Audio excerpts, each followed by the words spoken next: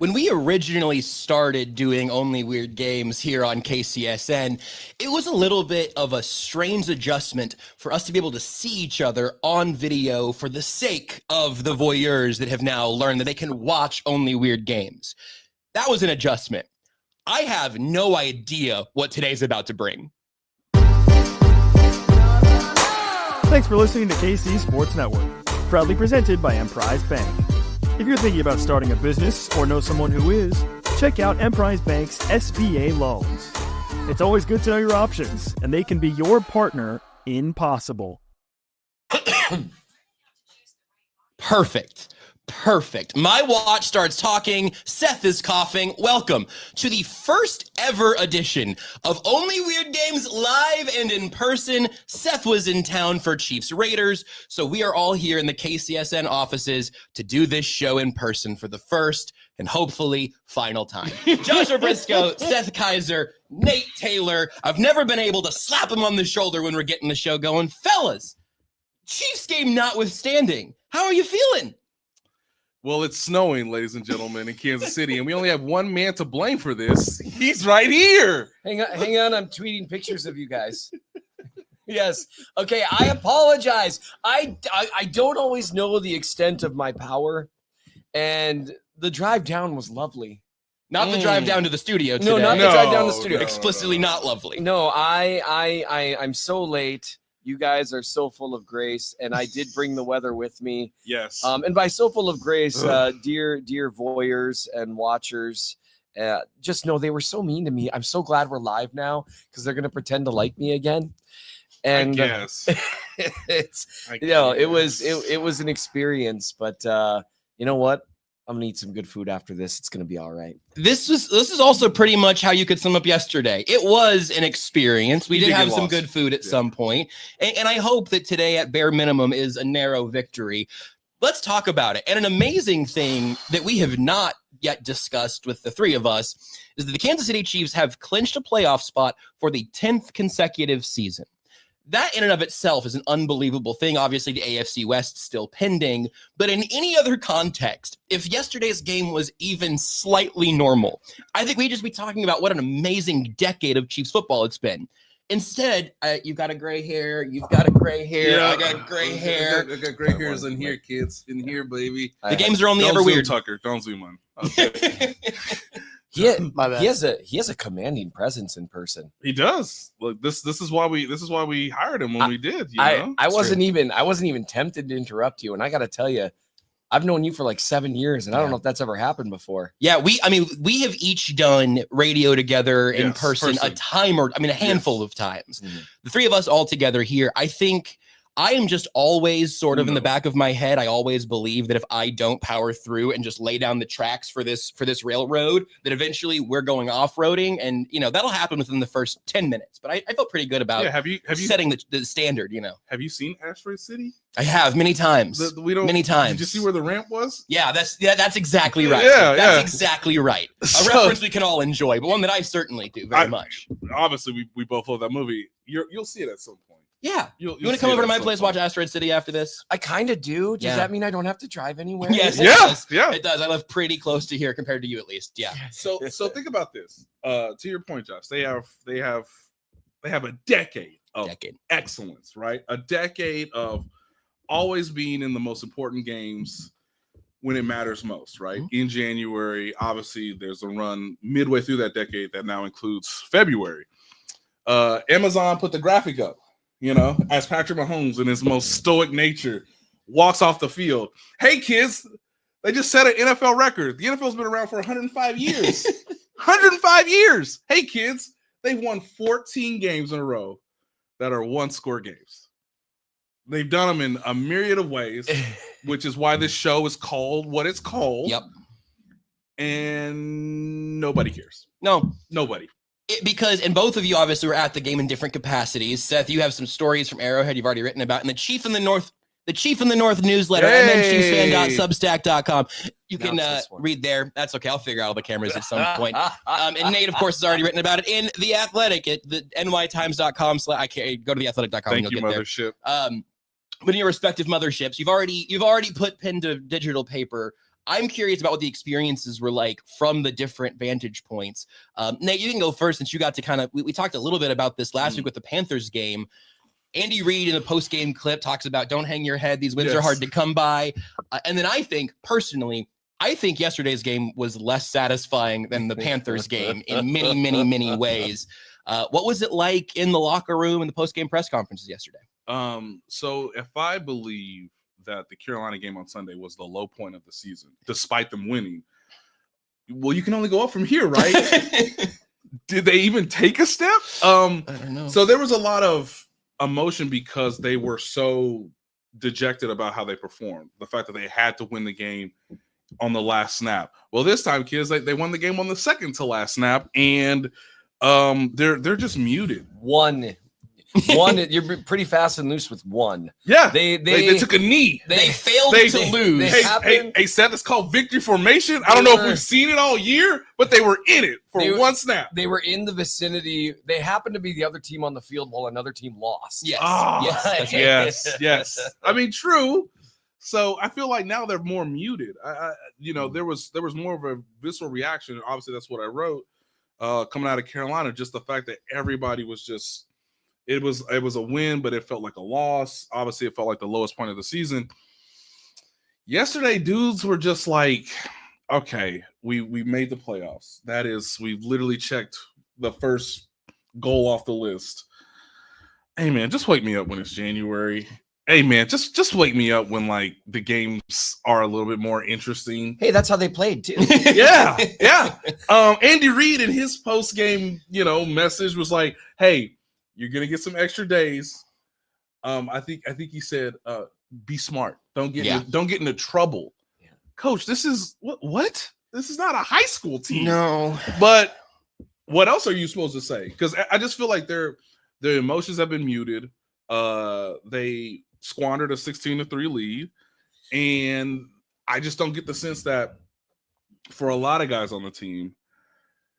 Okay, we can win, and we don't ever have to talk about this again. We don't ever have to think about this again. I can go back to my family for another lovely Thanksgiving weekend, and I don't ever have to think about the Raiders anymore. And so just wake me up when it's January. And I don't know how helpful that is for the audience. I don't know how great it is for the organization. But there wasn't a lot of fire coming out of the quotes, coming out of the initial reaction. There's a reason why Travis Kelce doesn't even acknowledge the Raiders after this game. Whereas I wrote in October, right when they played in Vegas, that everybody from the Raiders really appreciated what Travis did. Because they were like, God, man, you're still so good. Obviously, that was the first game he scored a touchdown this season. I wrote about how the Raiders, who he has torched his entire career, were just like, great game, man. Nothing we can do about it. You're still excellent. Obviously, it helps that was DeAndre Hopkins' first game, right? Travis just goes right from the sideline to the locker room. I mean, did he even look at Clark Hunt? I mean, and usually Clark Hunt is there to congratulate guys when they win going into the locker room. He's the first guy in there, doesn't really say anything. He was done with the entire day. Which makes sense considering he played 64 snaps. That's 90%. In the game they played 5 days prior, he played 66 snaps. That was 89%. Travis Kelce has played more than 90% of the snaps twice this year, more than 85% of the snaps, I think 3 times. His workload has been outrageous. And so at age 35, we kind of thought maybe there'd be a little bit of alleviation there. Noah Gray's had a great year. Every other tight end's gotten hurt. Anthony Ferkser, thank you for your service. I believe the 7 snaps that he got was the 7 snaps that Kelce missed. Correct. Is that who 85 was? Yes. Anthony Ferkser, you may remember from the Chiefs-Titans divisional round playoff game when I think Ryan Tannehill delivered a touchdown to him, I believe. Or the important pass. The Shakespearean conclusion to the Alex Smith era. Yeah, literally. That's right. Yes. I have rarely had moments over the course of the last decade where I looked at the field and I was like, who is that? And I was like, 85? Did you also do that for Keith Taylor? No, that was mine. That's mine. I thought that was also that was Tucker's. That was you. That was me. I'm guessing. Whoa, who's 39? Yeah. Whoa. No, that was like, you got Ron Parker out of retirement? You got kickers wearing 40 and 49. Dang it. But no, it was the vibe in the stadium was not angry, honestly. Like there were angry moments. There was more of a, well, here, I'll give an analogy. I've reached a point, Jazz and I have been married for 17 years. So, Nate, what did you think about the way the defense performed yesterday? So 17 wonderful years have gone by. And Jazz has reached a point, like early in our marriage, she used to get mad at me for, well, a myriad of things. Of course. Correctly. Now she's not happy, but she's more resigned. You know, it's more like, seriously? It's so loving yet Seriously? so condescending at the same time. Every now and then she looks at me and she's like, "You're 39." I'm like, "Yeah, right? You'd think something would be different." Honey, that's Keith Taylor's number. Yeah. And so that really was the vibe in the stadium by and large, where people were just like, seriously? Like, guys, like there were people yelling in our section, "It's the Raiders." It's the Raiders. And then the Raiders were doing a pretty good job getting the crowd annoyed. Their special teams unit kept, hassling the crowd after various plays, and they'd run by like the corners and stuff. Although that created a really fun moment when I still had my voice, where after they had a really poor play on special teams later in the game, where I had an opportunity to just scream at them, "Why aren't you talking to the crowd now? What are you doing?" And so that was fun. But it was the exasperation of a spouse that is very happy to be married to their spouse. So this is where the analogy with my marriage Splits. Okay. Okay. Are we very happy? We've taken an off buddy. ramp. But it's also an acknowledgement of you're just never going to change, huh? Like this is how it is. And I mean, it infects everyone. DeAndre Hopkins dropped a relative gimme, and he's DeAndre Hopkins. He one-handed the ball twice because his hands, are like the size of Nate's torso. His impressive torso, by the way. That was live as well. So there was a resignation there, and it was rocking at the end. But you could feel it, like the fan base just wants so badly to have one game where they can just spend the second half celebrating. For the second week in a row, I thought early this year, if they can just get up by 2 scores, they're going to start grinding teams to dust. Yep. And boy, have they proven me wrong. So that was the vibe in the stadium. Cole and I, my son Cole, who's here. Hi, Cole. Cole, say hi. Hi. Woo! Hi. Shout out to Cole. Podcast debut.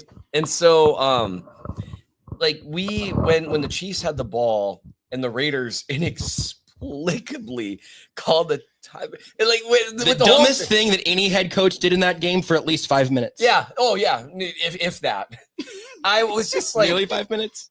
Pierce was like, I was sitting there. I was like, wait, no, you have to go for it. Wait, they're gonna punt. I mean, I guess you can just. No, they're calling timeout. Timeout? Well, no. Why would you? No, now they're gonna kick a field goal. Well, Seth, we still have the 2-minute warning. And I sat there and I was like, wait, what are you doing? Like, I was yelling out like he was an old buddy of mine. Yeah. Like, what are you doing? Why would you do that? Get your head in the game, coach. And so Cole and I, for good reason, assumed it was pretty much over. So we got out of our seats and got to like the top of, the walking area to make sure we could get out of there kind of quick. And I'm like, this one's over. You just need to watch the Chiefs get it for. What are they doing? Oh, okay. Well, they're going to, 3rd and 2. Okay. So they'll run the ball maybe even twice. Yeah. I mean, obviously if you run the ball, they got to call a timeout. Kareem Hunt's going to get 1 yard. They'll call a timeout, get 1 more yard. Yeah. Why is Mahomes dropping back? Oh, a shot play. Wow, gutsy, Andy. No, he overthrew it because he's literally incapable of throwing the ball accurate to Xavier Worthy. Also, Travis Kelce blew on Diablo. His defense, Travis Kelce. You try to deliver a ball getting your ribs mushed. Yeah, Travis Kelce treated his blocking assignment like it was Clark Hunt's post game. Just no. I got things to do. I'm 35 and I've played 100 million snaps. It was like at that point they could have put Wanye out there as an extra lineman. They could have done the same thing. Hey, did you know? Whoa! Did you guys realize that they put Kingsley Suamataia out there? Hey, good for him. Kingsley Suamataia was out there for that snap. You know what? He ain't give no pressure, kids. He wasn't the one. It wasn't his fault. Okay, coach. Well, I did my job. That's because they called 9 guys in protection. I was like, wow, and to me, can I just get something out of the way right now? Sure. I know people are upset that Andy Reid didn't call a run there. I don't hate it. We've always, Andy, you're too conservative. You play not to lose rather than to win. So he dials up a kill shot, which Mahomes said afterwards. I think they had a couple options. It was a kill shot to Mahomes. And I think Nate, you may have to break the tie. Yes. I think Mahomes said that was the only read on that throw. Yes. No, no one else was running a route. Right. So I don't think you really had any other options on that. I think it was the only option. You think you had other play options in the huddle. Got it. Yes. Okay, I understand. So you could check to something. My understanding is you should have done that. I like the kill shot thing if it was a play that had worked ever this season.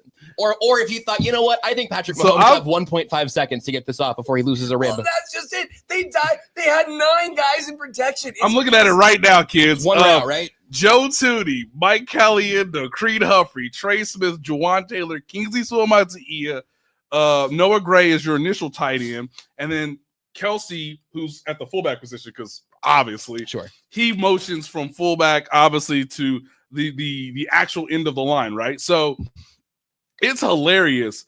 I guess the check would be to this. You could do something where you could play action and check it to Kareem Hunt. Obviously you have Worthy as the deep shot. He's the only guy, on the left side of the formation. And of course the third option is, and this is, I think if it's a playoff game, quarterback sneak. Is that not it? Weak side behind Kelce for some reason as a fullback. You've got numbers there. Or Kelce could peel off, I should say, and be a small check down instead of blocking or not blocking. Yeah. Instead of hanging out. And then maybe the fourth option is, hey, the quarterback's just going to eat the ball because that will take time off the clock, or it'll force your opponent to obviously call their timeout. So Joke's now on them. They didn't do any of that. So as I roll the tape, obviously here comes Kelce in motion. Okay, we have so many guys at the line of scrimmage. There's a wall. There's a literal wall. Here you go, play action. Okay, decent fake. Why would Kelce give up outside leverage here? It's and just here's the funny thing. bad. Kelce has blocked really so well bad. this year. Yes. And you can see him. He literally gets hit in the ribs, guys. As he's throwing the ball, he's literally getting hit right in this. And he can in his flank. Oh yeah, girls, right here. Yeah. And he can only throw the ball accurately like that when he's throwing to Justin Watson. Yes. So the mistake they made is they didn't dial up a shot play to Justin Watson. I feel so bad for Xavier Worthy. There is a world. I wrote about this. I tweeted it after the game. There is an alternative universe where Xavier Worthy has I'm going to up it even, has 900 receiving yards right now, and people are talking about him as a potential Rookie of the Year candidate. Yes. And that universe is not this one because it seems like, and it's not just Mahomes. Mahomes has missed a couple of shots that, he hasn't pulled the trigger a couple times. He's thrown some inaccurate stuff down the field a couple times. A couple times Worthy, forgot that boundary lines exist in the game of football. He's like, oh, this is so easy when I can just run wherever I want, which is fine. He's like the kid, right, in junior high that to try to get open runs into the parking lot off the field. You're like, you can't do that. But whatever. Mahomes is like the quarterback in high school who throws it into the parking lot sometimes. Yeah, we might as well just chuck it into that. So, but it's not just that. It's like that with Travis Kelce. The number of times that Worthy has gotten open down the field and you see Mahomes get ready to dial it up, and then 3 defenders come screaming at his face and you won't do it. It's like, and I feel for the kid because he is getting open down the field, and he must be he's always going to be open, Seth. That's both the gift and the curse is that he will always be open. He's so fast because he's so fast and a good receiver, right? Not an issue where if the ball hits his hands, I'm not worried that it's going to be on the turf. He has caught some pretty impressive passes, including one in yesterday's game on the sideline. he did recognize where the sideline was in the moment. And he was like, I am trying to get near that, which is a good thing because Mahomes short-armed it by like 4 yards. Yeah. And so had he gone near the sideline, it would have been incomplete. But... So all this is to say is he's going to be open on January 19th, whenever you play whoever. The problem is the protection going to hold up? Is the quarterback going to feel rushed? Is he going to throw an accurate ball? Like, there's so many variables that do not coincide with the receiver. But at the same time, Josh, I just feel like you got to keep doing it. And I think that's why they called that play, is for a little bit of a morale boost, not only to Patrick, but for Xavier Worthy, to keep him, to just reinforce the idea that, like, you're going to get that in a game, whether it's the, Bills, the Ravens, whoever, and you're still more than likely, given those secondaries, going to be just as open as you were against the Raiders. So I understand the play call, but you got to, but this is something about Mahomes that you should love and also realize it's the small fault. If you give him the option, just like I give Seth, Joe's has half a pound of burnt ends, or we could do a pound of burnt ends. What's he gonna pick? Why would any idiot get the half pound? What's he gonna pick? Like, Andy Reid's run plays are just labeled salad. Yeah. It's like, I mean, hey, we could, you could check out of it. We could, do a little run play action fakes or running back, little dump off. Hey, we could check out of this to where, hey, Travis, give me the initial block, turn, be ready for the ball. Or I could throw another deep shot. He's always going to pick the deep shot, guys. He's always going to do that. And I kind of like that, given that Nate, okay, good. It's just so good to see you, buddy. It's so good to see you too, my friend.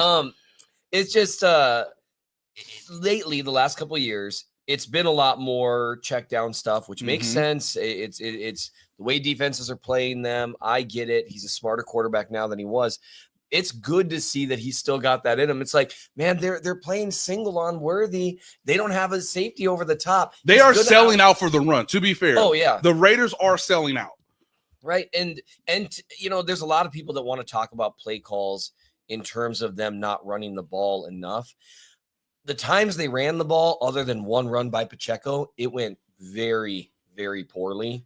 And the Raiders were, and I think Andy addressed this after the game, they were attacking the gaps with an extra guy, because I think, and you're going to see this with more and more teams, as the Chiefs have become a run-centric team, stopping the run is a lot easier in the NFL than stopping a good passing attack, because you just gotta basically account for an extra gap. And that's what the Raiders were doing. And any level of penetration can take a run off its course, wherever it's designed to go. Right. So, and that's why you need someone like Isaiah Pacheco, who can make a guy potentially miss in the backfield or, in the first or second level. Yeah. To your point about the deep shot being a morale shot, didn't work for me. My morale was worse after that pass fell incomplete. And so here to me is why goodbye, BJ Kissel. Goodbye, BJ. That's BJ Kissel the whole time. The whole time. He didn't stick his head out to see Seth until. Love you. I love you, man. The thing about the deep shot and that game situation, it all coincides to me with why this game is the worst I've felt about a Chiefs win this entire season. And it's the worst I've felt about a Chiefs football game, maybe since Christmas last year. Because every phase of the game, I can't even just say all three phases, every phase of the game, because I'm including coaching in phase 4, not just the running thing. They made up another phase just to fail at it. They have failed at every single level in this game. They won the football game. Everyone feels better about it being a win than they would have if it was being a loss. Yes. But the defense had chances to squeeze the air out of the game, particularly at the end. They let Aiden O'Connell drive down this perfect little 2-minute drill. Dice them up. No timeouts after a coaching failure. Hey, I got it, kids. Are you ready for this? No. This is via Next Gen Stats, ladies and gentlemen. Next Gen Stats. Aiden O'Connell completed 23 of 35 passes for a career high 340 yards and 2 touchdowns. Now that's just the basic stats. All right, 23 of 35, career high 340, 2 touchdowns. Now here's where it gets wild. He finished 17 of 20 for 270 yards on both of his touchdowns. And through both of his touchdowns, I should say, on passes outside the numbers. Did we get that, guys? 270 of his yards are outside the numbers. Which you saw Carolina take advantage of also. You saw Denver kind of take advantage of with a guy named Courtland Sutton. That is so here's the crazy part. So with 270 yards and both of his touchdowns on passes outside the numbers, again, via Excellent Stats, it marks the most yards outside the numbers by any quarterback in a game since Joe Burrows. 371. So excuse me, a lot of numbers. 361 yards in week 17 of 2021. Also against the Kansas City Chiefs. You know what they say, Aiden O'Connell is probably the new Joe Burrow. A lot of people are saying this. And I think somebody tweeted O'Connell head? Aiden head? Yeah. Aiden head stadium? The obviously a massive. You have a reservation here at barbecue.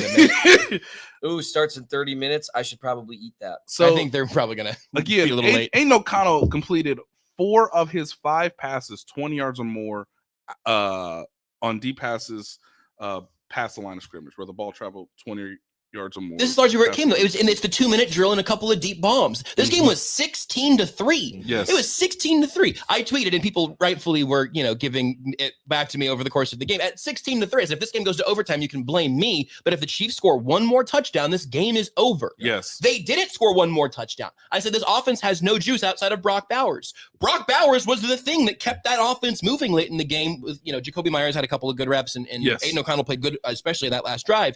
But the defense had a chance to squeeze the air out of the game and couldn't/didn't. The offense had every chance to put one more touchdown on the board. This game's never a sweater. These special teams, not even really Matthew Wright, your third kicker of the season, but him not even being able to, presumably, not being able to get the ball into the end zone for a touchback that then led to a 69-yard return that was not nice at all from my perspective. Now all of a sudden you give this offense that has had no jump start whatsoever, great field position, all of this, you know what? Okay, we have a chance to go make this a football game now. And then Andy Reid, I'm not even really with the run pass splits because you had mentioned, I understand you want to run the ball a little more often. Right. The running game was doing nothing. Yeah. But late in the game, after all of the internet united to make fun of Antonio Pierce for the stupidest timeout we had seen and would see for the worst clock management we saw since Thanksgiving and the worst we would see for 3 more minutes until Andy Reid did the same thing and wasted a timeout that could have been very useful if they needed to end up playing defense that way. Hey, at least he called it. And you know what? He still has a job today because the Raiders called a timeout. The Raiders tried to kick a go-ahead field goal with 2 timeouts remaining with 2:21. Still got the 2-minute warning. The Chiefs probably should have lost this football game. Not that the next field goal would have been automatic and not that fumble and the miscommunication didn't count. The Chiefs do deserve credit for being ready for the end of the game, but this drive is unthinkable. Which punt, Seth? You're going to have to pick one of these late-game coward punts. One of the late-game coward punts. So this one, the 4th and 1 from the KC 32. How many minutes were left? This 4th and 3. 4th and 3. So 4th and 3 was with 5.5 minutes left when Ariza punts. And they'd had 3rd and 3 previously, and they had an incomplete pass, right? Or that was 3rd and 8 on that one. Okay, that was to P Ryan for 5. And then you got 5 yards there. That decision actually bothered me more than anything else to punt there. That's wild because.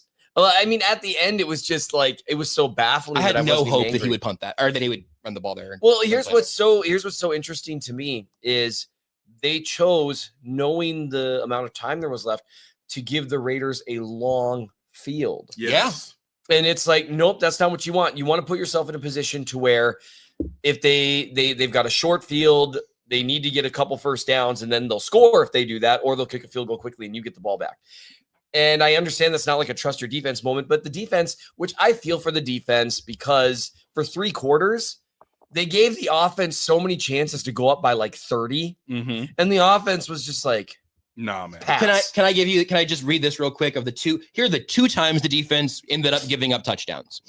A 2-play 26-yard drive following the long kick return, and then a 2-play 69-yard drive when it was just the 11-yard run end around there from, I can't remember, that was McCormick again, and then the deep shot to Tucker. Right. You had a drive with a super short field and a drive with 2 explosive plays. The Raiders scored 14 points on 2 offensive plays in consecutive drives. And one could argue the Chiefs defense outside of that was pretty good. Yeah. And one thing that the end, you should have, it was so depressing hearing the announcer, the broadcaster in stadium, that says, Kansas City Chiefs, first down, all that stuff. PA announcer, yes. The PA announcer. I knew there was a word for that. It was so depressing. First down, Raiders. First down, Raiders. And it was happening like every 20 seconds. And I was just like, well, this is not, whoa, that's another, like, first down, Raiders. And it was just over and over. That was bad. Now, the problem with that particular drive is after the Chiefs are put in a weird position there. You obviously can't call a timeout because that would be insane. Yeah. But after the first, like, 2 plays, you can see the defense start to get gassed immediately. You can't swap out, can't call anything new. And it just, you're just hoping for an incomplete pass at some point. And honestly, they completed 3 or 4 in a row, I think. And you could see them, they were just gassed. And that's a tough place to be. It's unfortunate. It really never should have come to that. And there's so many sliding door moments in this game, which is how it happens with close games. But like Patrick Mahomes has one of the greatest escapes he's ever had against his frenemy Max Crosby. And then Hopkins, of all people, DeAndre Hopkins drops the ball. And like a ball that he catches 99 times out of 100. You could argue that's his most accurate pass of the game. I'm dead serious. That was the problem. Hopkins is better when his arm is fully extended. But so like this is an off ramp for me. I gave Seth a little preview of what I think the biggest question is from this game for me. Is what that we saw yesterday. Are you worried about being a problem in January? Because DeAndre Hopkins dropping a little ball off his hip or whatever, I'm not actually big picture worried about. But if you I have my answer. Okay, let's go around.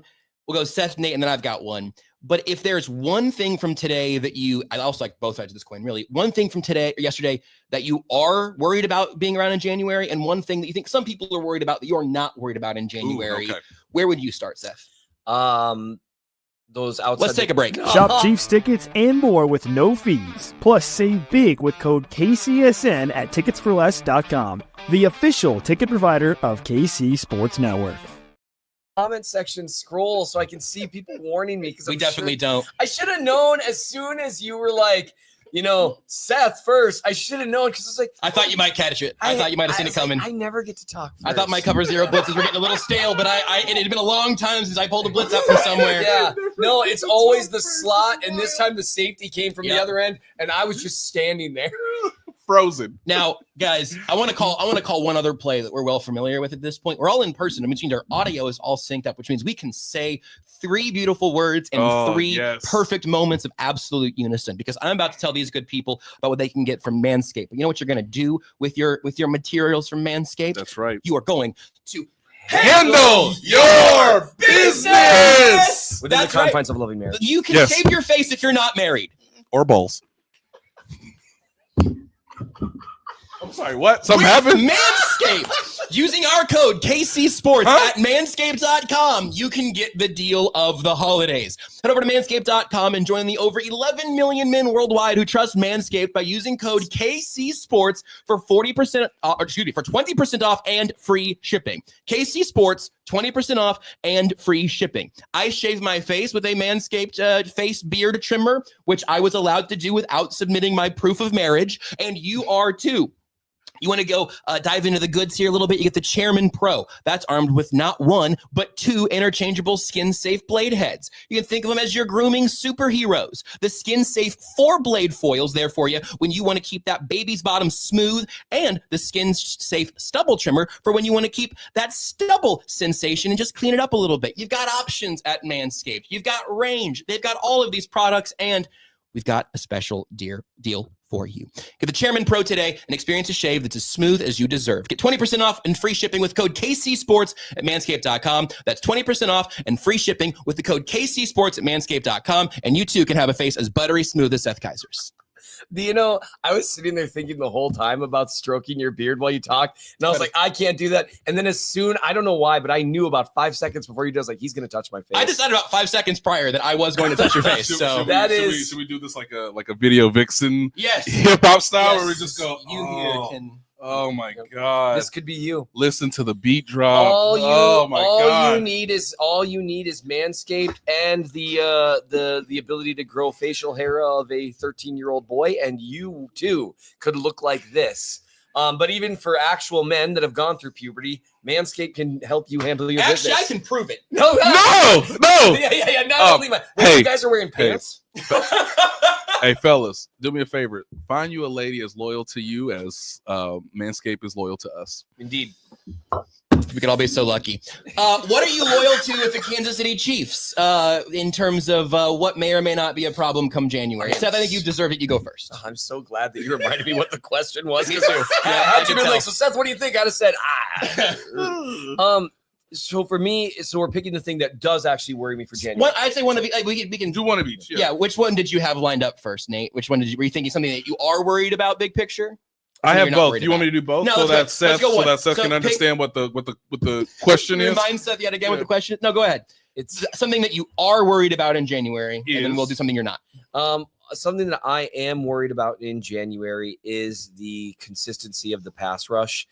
Charles Omenihu came back. It helped. I wrote about it a little bit. He's only, I assume, going to get better from here. He looked okay. Oh, here, hang on. Oh yeah. Which camera are we on?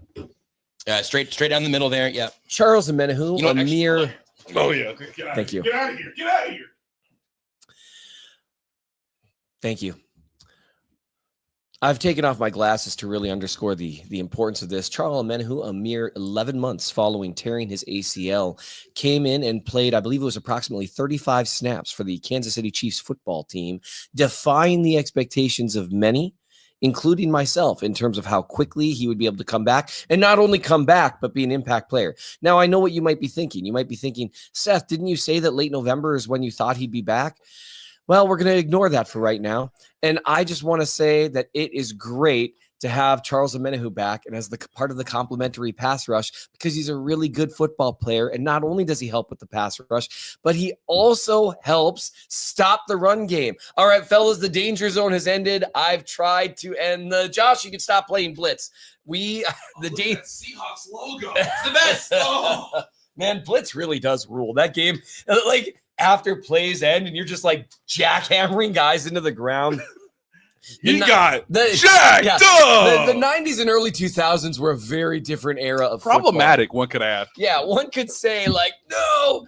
So the complementary pass rush, I'm going to assume, is going to continue to get better with Omenihu. I wrote about this at the Chief of the North newsletter, where there's a Cyber Monday, Black Friday sale going on. If you're interested, $6. Yeah. In your face, economy. Yeah. In your face, inflation. In your face. Yeah. $6. So it's basically, I think you can get a gallon of gas for that at this point, but who knows? Depends on what part of the country you I think if you're in the West Coast, we're getting tight. It is getting a little uncomfortable, isn't it? Yeah. So that I'm a little worried about. Seeing Omenihu come back and play as strongly as he did. Yes. Because he's just going to get stronger from here. And that was really nice to see. And if they ever decide to play Josh Uche, they could have a interior. One snap for Joshua Uche yesterday. Well, it's okay. It's not like there were ever any obvious passing down situations late in the game. So that's funny because they were all obvious passing down situations. Pretty much. And so they've got a strong pass rush group of Uche, Omenihu, Jones, and Karlaftis if they ever decide to use it, which I don't know. At this point, I have no idea if they will. Nate, what's the thing that you're worried about come January? Because I'm assuming Josh is about to blow a 3-point lead. No, I turned the ball over deep in my own territory. I was aggressive on fourth down. It's something you like to see every once in a while, but ultimately had to turn it over deep in their territory. It's all right. They got 90 some yards to go. So here's the thing. All right, this kind of leads to my worry. Just thinking from a logical standpoint, because I want to remind people that the defense was never supposed to be as good as it was last year. That was never the plan.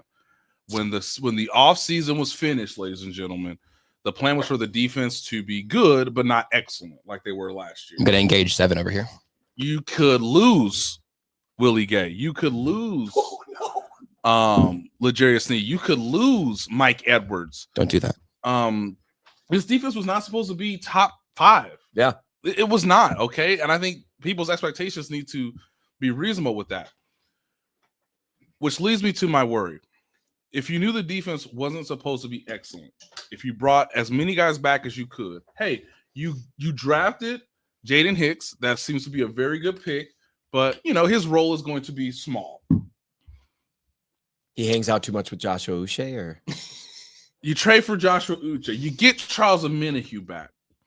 Ladies and gentlemen, I'm going to ask you the same question I'm going to ask these fellas.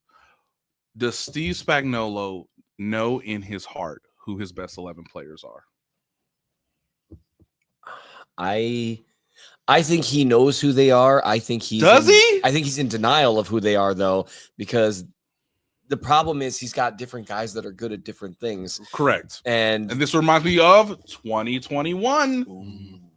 In 2021, he literally had no idea who his best 11 players were on a given matchup, on a given scenario, with the season on the line. And I think we are trending towards that. Even though Charles Omenihu comes in and plays very well, given that he was supposed to be on a 20-snap pitch count. Wow. Which I got from Joe Cullen in the locker room. They only do pitch counts with DeAndre Hopkins. They don't actually. They don't obey. Hey, it's contingent. Hey, Seth, we just trying to keep that pick. They played him 59% of the snaps. That is diabolical. We're just trying to get that pick, man. That is straight up we need evil. that for. We need that 4th round pick, cuz. We need that. Hey, cuz. I'm sorry, cuz. I'm just saying, cuz. Can I just get back? Can I get that pick back? Can I get that pick back, cuz? Was there some conditions with Uche I didn't know about? Like, if like, is there like a thing in that traders like, and if fans forget he's on the team, we don't have to give you the pick. Yeah. No, I think that it's 5% of the snaps. they thought it said 50, and it's actually if he plays more than 5% of the snaps, they have to trade Patrick Mahomes to the Patriots. What? So okay. What happens when Leo Chanel plays 40% of the snaps? Okay, but Speaking of the best 11, this is my point though. They said, "Hey, Keith Taylor, get out there." All right, come sit back with me. Hey, Joshua Williams, get out there. Are you good? Are you good? Hey, Najee, get out my face. Get out my face. Hey, go out there, Josh. Hey, by the way, Jaden Hicks, you want to play? Go out there and play, cuz. I don't know. I can't even use Shamari Connor the way I want to use Shamari Connor. Like, he don't know who his best 11 guys are. That's fair. And that's troubling, where last year they knew who their best 11 guys were. They knew who guy 12 was, guy 13, guy 14. Hell, Charles Omenihu could not be, he's not available for the Super Bowl. Cool. We just swip and swap. Hey, guess what? I know exactly what Leo Chanel is going to do. I know exactly what Mike Edwards is going to do. I know exactly how we're going to use Drew Tranquil now that we don't have Charles Omenihu. I just think there's a cascading effect of they weren't supposed to be this good. There's so many injuries on offense that they've had to fix the offensive issues. And by the way, as the season has trickled along, the defense has gotten worse and worse, and they don't know who their best 11 guys are, which you kind of need when the literal season's on the line. Tucker, can you make sure Cole can get back into the building? My son just went to start the vehicle. I heard him. I heard a ding. I think he got back in. Oh, okay. I think it's unlocked. Oh yeah, there he is. Okay. Oh, because hallelujah! I realized I was feeling my failure as a parent. Cole, good to see his son. I was worried the door was locked. That was an incredible point. I'm sorry to step on it with my parenting at the end. No, it's okay. I feel like Jazz would be mad at me, and I. What? But no, that is a really good point. Wish everyone could see kids. the look that Cole shot you in response to that. It was the look of not the first time something like that has been said to me, but also sort of a sly understanding. Well, he's the very middle child, so Oh well, I think that makes sense. That comes with so much baggage. There's a lot that goes on, but that is an incredibly good point because it's situational. Yes. Josh Williams, who, by the way, shout out to you, Josh Williams. Which camera am I at? That one. No, that one. This one. Shout out to you, Josh Williams. He, I'm never going to get this. Nah, that is never going to happen. That's all right. You came in and you played pretty well. Yeah. You like knocked down a couple passes, super aggressive against the run, tackled well. He was part of it. It's so easy to forget because they just like buried him in the depth chart. He saw more playing time in a significantly stronger cornerback room last year because Spags was more able to control his specific role, playing behind Snead and McDuffie and Watson. Yes. The full-time role, because and it did happen on at least one play where there was one play late in the game, I think in the fourth quarter, where the Raiders ran just a little drag route, that type of thing, and there was no one in that part of the field. And it's like, how was he that up? There's Josh Williams just hanging out. Where are you going, Josh? And that has been his problem. You're going to see more blown coverages with him, but he moves the needle in man coverage in a way that Najee Johnson has just shown he can't. So it's a situational thing. And the problem is he also doesn't want to have tells.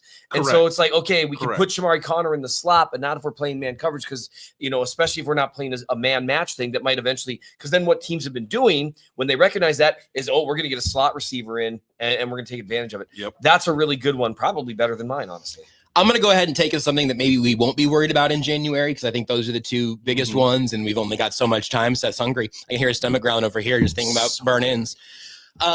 The left tackle situation, I want to shine a light on for a second because I don't know if there's a way for us to ever find out if this stat exists or not. We have to because has certainly no back-to-back Super Bowl champion. I wonder if any Super Bowl champion, thank you, Seth. I wonder if any back-to-back or any Super Bowl champion has ever benched their left tackle late in 2 different games in the same season, and they will have 4 different left tackles taking snaps this year at minimum. Yes. In week 2, late in the fourth quarter, Kingsley gets pulled for Wanye. The offense survives, and the Chiefs win. Yesterday, Wanye gets pulled for Joe Tooney, slides over. Caliendo comes in at left guard. It seemed like Tooney was fine. He bumped his butt into Mahomes in the pocket at the second or third snap. They went 3 and out both drives. Not that it's his fault. Yeah, it's as best as you can ask, but they weren't running real plays to that could expose Joe Tooney. Yes. Yeah, and we didn't get enough sample size to see what that would have even really looked like. Right. But it is absolutely outrageous how quickly Kingsley and Wanye Morris lose when they lose. That one middle jab, swipe the hands away, dance around Wanye Morris. We saw that 2 or 3 times, and it was hard to watch. This team, trying to make history with a three-peat, has already gotten out a big vaudevillian cane to yank the left tackle off stage twice late in must-have drives, which in this case they did not actually succeed on that drive, but eventually the defense kind of did enough. It was apparently a gotta-have-it drive. Turns out it wasn't. Exactly. It seemed like a gotta-have-it drive, and it seemed like Mahomes was furious with how things were going, and even by his trying to be a quarterback standards. The good news is DJ Humphries is in the building. He was inactive yesterday. I don't know when you expect him to be back, but I think I have to imagine the plan now is even more accelerated for Humphries. Yes. That has to be the next move. I don't think he's going to be an elite left tackle right away, but it almost literally can't be as bad as Kingsley's lows and then Wanye's lows yesterday. Okay, ladies and gentlemen. All right, I need you to get close on me, Tucker. He's got to get up and manually do this. I'm sorry, guys. Seth's getting choked up. Can you just crawl closer to the camera, Nate? Yeah. Get on the table. Here's what we got to do, guys. I'm sorry. Just give me 4 minutes. All right. So look. 4 minutes. Holy smokes. Okay, maybe 2 minutes. All right. The plan was for DJ Humphries to play against the Cleveland Browns on December 15th. That plan no longer exists. He will be forced to play next Sunday night against the Los Angeles Chargers. Because as I've told you before, and Wanye acknowledged this to me yesterday, he's playing hurt. He physically cannot hold up any longer. And that is both part of the issue, but it exposed itself even more to Josh's point about the pass sets, the hand usage, the moves that were getting sort of warped at warp speed. This is something I have never seen before. A valiant champion, a 2-time defending champion, literally scrambling to protect their most valuable asset. The greatest player in the franchise history, who, by the way, had to pull off an actual magician trick to pass Lynn Dawson for the all-time record of touchdown passes yesterday. A legit Houdini trick because Wanye Morris allowed pressure to occur in less than 3 seconds multiple times. I don't want to necessarily read the statistics from Next Gen Stats. You all saw the film, okay? That's how bad it was. So in talking to Wanye Morris yesterday, very similar to Kingsley Suamataia in week 2, you applaud and you commend Wanye for being willing to talk about his issues. The fact that he told Sam McDowell, the Kansas City Star, it sucks to get your ass beat. And then I asked him about his technique, and then Wanye essentially said, I got to stop using the same technique. I got to get better. What's underlined within all of that, though, is he can't pass that correctly because of his knee injury, one that he's been playing with for over a month now. And it's only gotten worse. And again, much like we're asking Travis Kelce to play all the snaps, Josh, we're now asking Wanya Morris to play all the snaps 2 games in a 6-day period with an injury, a legitimate injury, like an injury that you cannot kind of manage. So guess what, kids? They're going to ask DJ Humphrey, who's coming off an ACL injury, to play every snap. Hey, he's been hurt for less or for more time than Charles Omenihu was hurt. To protect the greatest asset in the franchise's history coming off an ACL injury, can you pass protect for Patrick Mahomes for at least 3 seconds on clear passing downs? Because Wanya Morris can't do it, and Kingsley Suamataia is in over his head, and he cannot do it. Joe Thuney could do it, but you shouldn't want him to do it. He's not built for that. He's a built robot to play left guard at an extremely high level, but that robot cannot be factory reset to left tackle midway through the season. It'd be like if I tried to use my phone as paperweight. It can work, but it's not the best use of that, and it's going to mess with some other things. Yes. Because if you pull Joe Thuney from left guard. But you're currently using a conch shell as a phone, so it still may be worth trying. And so when Thuney goes to left tackle, that means Caliendo comes in at guard, and I'm sure Caliendo has Caliendo played a full game in his NFL career? Not that I'm aware of. No. And so it has this domino effect. And so then Elvis Gerbach rushing touchdown. Hell yeah. Nice. I'm back. So I think Humphreys becomes almost a must play. You've got a couple extra days. My assumption is after Andy Reid said, hey, you've got a couple days of rest in a normal week next week, I'm assuming he walked up to Humphreys and said, not you. You I will see tomorrow at 4 a.m. and at my house in my backyard. Yeah. We're just gonna At my backyard. I have a whiteboard downstairs I can draw on. You can get some sets in the backyard. And the thing with Humphreys, I mean, when was he drafted? And I think it was 2015. Is 2015. what Tucker says. He's a longtime pro, similar to DeAndre Hopkins. He's played in the same place his whole career because he's gotten a couple of big contract extensions, which is a good sign about a guy. All right. But he's played in multiple systems. All right, let's do it. Including Cliff Kingsbury's, which is impossible to be a left tackle in. Hey, young fella. Hey, now look. Should I go play defense and blitz? Now look here, DJ. Okay, you know what to do. Yeah. You know every trick in the book. Okay, it's called holding. It's called holding. You can hold on every play, son. They ain't gonna call it. You can hold on every play. Okay, if you can get to him, if you can reach him, grab him. Okay. Now look, you know every pass blocking trick in the book. Hey, you could, if you want to cut them. Okay. If you want to push them with all your might, push them. Okay. Now what we need on Sunday against the Chargers is similar to what. Okay. I'm coming to you because you want to play. It's time to play. Okay. I don't want to play it right now, but you got to play. So I am, what's the lady's name in Star Wars with the buns? Princess Leia. I'm Princess Leia right now. Okay. I'm coming to you. I'm looking into your soul, son. And what I'm saying is, you are only hope. You the only hope, son. The Jedis, we're forgotten people.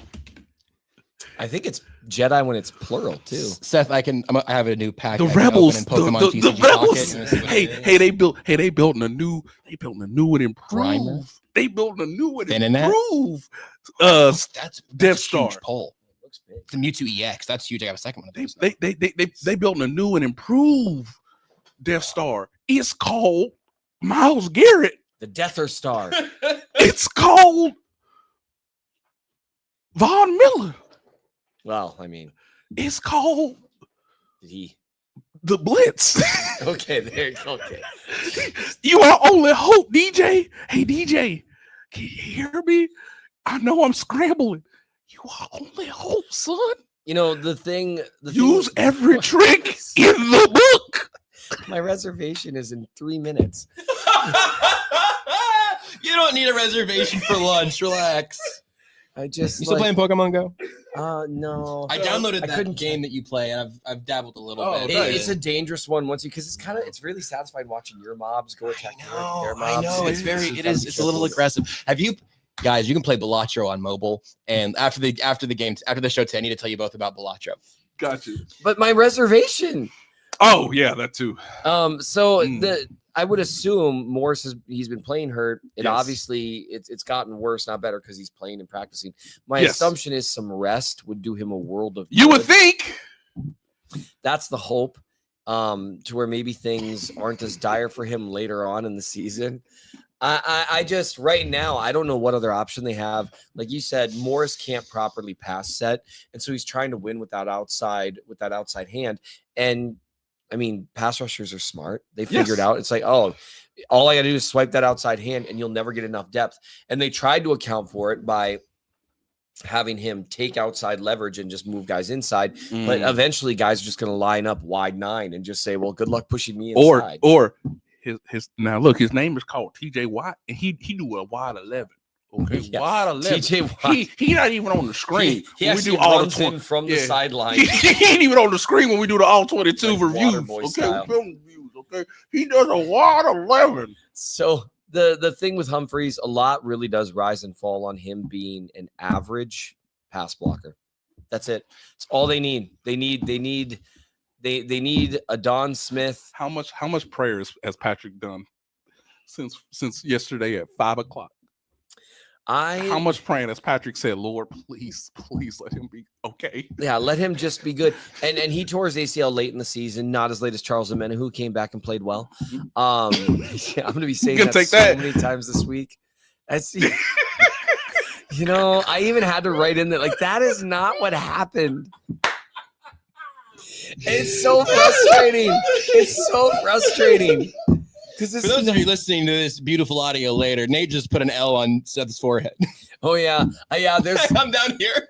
Yeah, there's gonna be a lot. Don't change that camera. I don't want that camera to move again. There's gonna be a lot that you are missing when you listen to this podcast. You can watch it all live on demand on the KCSN YouTube channel if you have a little FOMO right now. Do yourself a favor. I'm Joshua Brisco, live from the NFL Blitz Machine. Is it? Can I sniff that? Can I get some red zone? A blitz? Some blitz zone? And back to you in the studio, Seth. Thanks, Josh. So the problems that we're seeing today in traffic is that people don't know how to drive on snow. Honest to God, slow down. Like your problem was everyone was going too slowly? Skirt. I'm saying people need to slow down. People were driving fast and then they crash. And then see what happens is if you're like, oh, well, I'll get from A to B faster if I drive fast. But you know what happens when you crash? Then you don't move at all. Yeah, and not only have you ruined your commute, but literally everyone else's. And so it's just snow. Just drive slower. That's it. It's like, oh, driving 35 miles an hour on the highway is a bummer. But you know what's worse is, insurance. Crashing and insurance and being out in the snow and trying to dig your way out. And everyone's mad at you. And just slow down, Kansas City. It's going to be okay. It'll take you a little longer to get there, but you'll get there. This Xavier Worthy. This show has been so fun that I'm willing to make an offer to you guys. So I got to stand up again for my sons. I got to get by the Blitz machine. This has been so fun today that I'm willing to make an offer to both of you. Okay. I will drive here to do this show in person every Tuesday and Thursday if you both agree to do the same. Nate, you're in?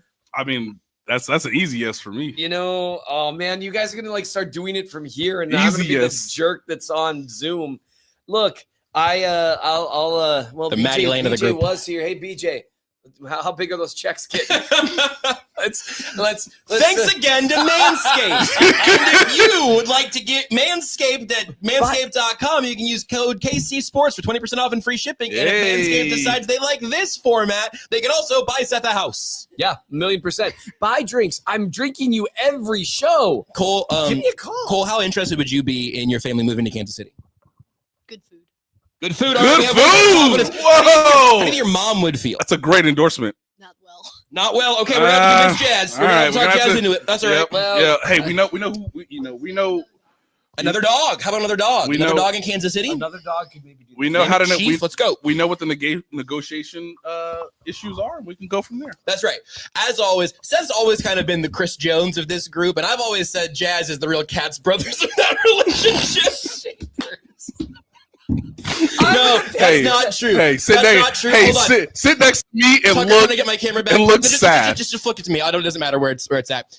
Jazz, I do in no way whatsoever believe that you have almost anything in common with the Katz brothers, because I think you are a smart, intelligent person who knows how to handle contract negotiations. So you are in no way to me on the same level as the Katz brothers. Thank you. Still got his incentives. Oh God! Still got his incentives.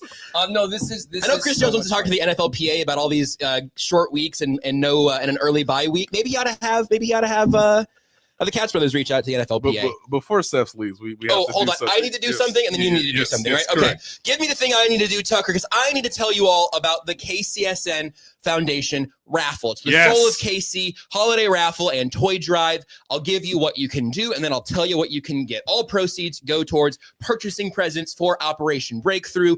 We've done this many times here at KCSN. This is the 4th annual edition. I got to be involved last year. It was an absolute blast, and it's a great cause. So you can go ahead and purchase these raffle tickets by going to givebutter.com/KCSN Soul. That's givebutter, like what you put on toast, .com/KCSN SOUL, or you can Venmo at KC Sports Network, and they can handle it that way as well. You get 1 ticket for $20, 5 tickets for $50, 15 tickets for $100. We will draw the winners during Tuesday, December 10th edition of Only Weird Games. Here's some of the prizes that you can win. Patrick Mahomes signed mini helmet. Chris Jones signed red jersey. Justin Reed signed red jersey. Shamari Connor signed black jersey. Leo Chanel signed black jersey. That one's a tailgate classic. If I see Shamari Connor and Leo Chanel black jerseys at the tailgate, I'm assuming someone's going through a table. Nick Bolton signed a mini helmet, a holiday bourbon pack, tickets and parking, and a VIP tailgate versus Houston. 2 tickets there. A holiday bourbon pack. I mentioned that already. Bobby Witt Jr. art by Caitlin Snelling. Tequila tasting in session at Taco Tailgate Pack. $100 gift card at the Capitol Grill. $50 gift card to 3rd Street Social. 2 winners for that one. $100 gift card to Red Door Grill. 2 winners for that. $50 to BB's Barbecue, 2 winners there. A Cookie Society gift card, Good Old Days swag pack, t-shirt and hoodie, 2 winners of that. Those are the prizes up for grabs. I did offer earlier a game-used Joshua Brisco insulin pen that is over in the trash can here right now. I will sign that and give it to you, but I include in your Venmo, I guess, that you want an insulin pen. And then I'll sign that and we'll give that away for the Soul of KCSN holiday raffle and toy drive benefiting Operation Breakthrough. Nate, what do you have? Nate's got a piece of paper and a tin of something. Okay, ladies and gentlemen. BJ is now in the window. So I got to figure out the legalities of the insulin pen, and I've got to get travel money for Seth to travel to Kansas City twice a week. Tucker's going to have to pass this along. Okay, Tucker, what did BJ say? Hey, put these in your ears. Okay, just me, 2 of us. Just well, no, me? you only Josh needs to hear. Okay, go ahead, BJ. I don't need to be a part of this. Yeah, I was gonna say I have 2. I'm still not hearing him. No. Hey, Tucker, we got a cord issue. Hold on, BJ. This is supposed to be plugged into something, I think. Hold on. Oh, different earbuds. And hey, BJ, what's going on, man? How you doing? I hear you. I'm doing great. I was just calling to say I guess I have a couple things to do. I got to figure out the legalities of the pen that you brought up earlier for an addition to the prize pack. Sure. And then we'll figure that out. And then I Clear need to that get with Seth's HIPAA travel money. I will look for Seth's travel money for traveling from Minnesota to Kansas City twice a week for a year. He's going to look to cover your expenses to travel here twice a week for a year.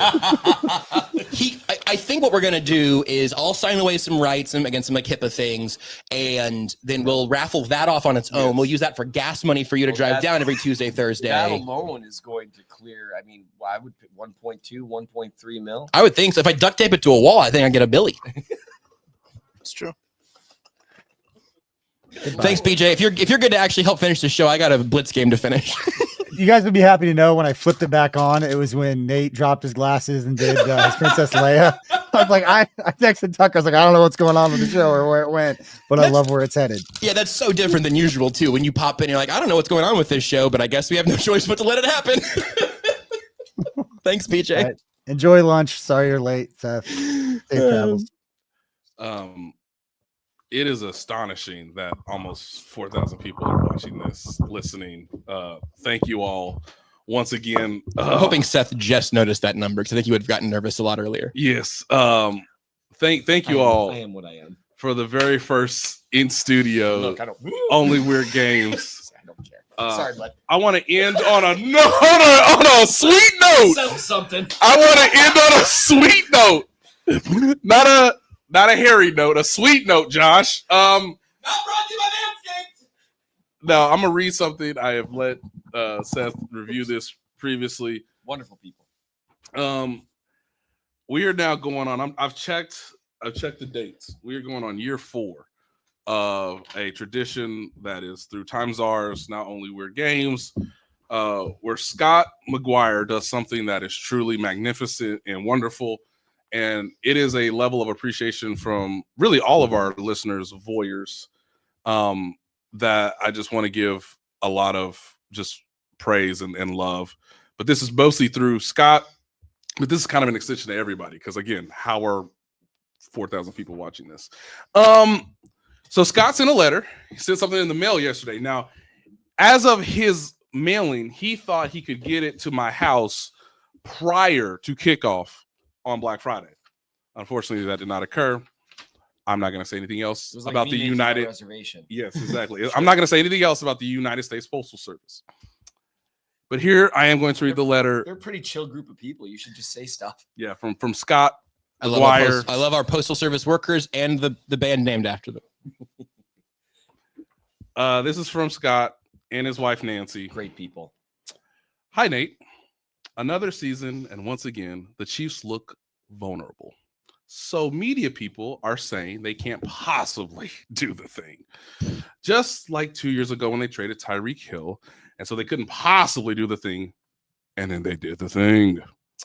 And last year when they were so terrible, and there was no way that they were going to do the thing, and then they did the thing. So I hope you have Commander's Place reservations in New Orleans in February, because until they don't do the thing, it has to be assumed that they are going to do the thing. Nancy, my wife, retired this year. Hey, congrats to you, Nancy. Congrats. We can only hope to be so lucky. And now I am supporting her in her manner to which she has become accustomed to. Well done, you. Yes. We're still going to all the home games this year, and we'll be seeing and meeting Seth for the Raiders game on Black Friday. Met up, had a great time. It was awesome. Such gracious hosts every single time. I don't know if you will have any time before the game, but if you do, we'll be in Lot M. I apologize.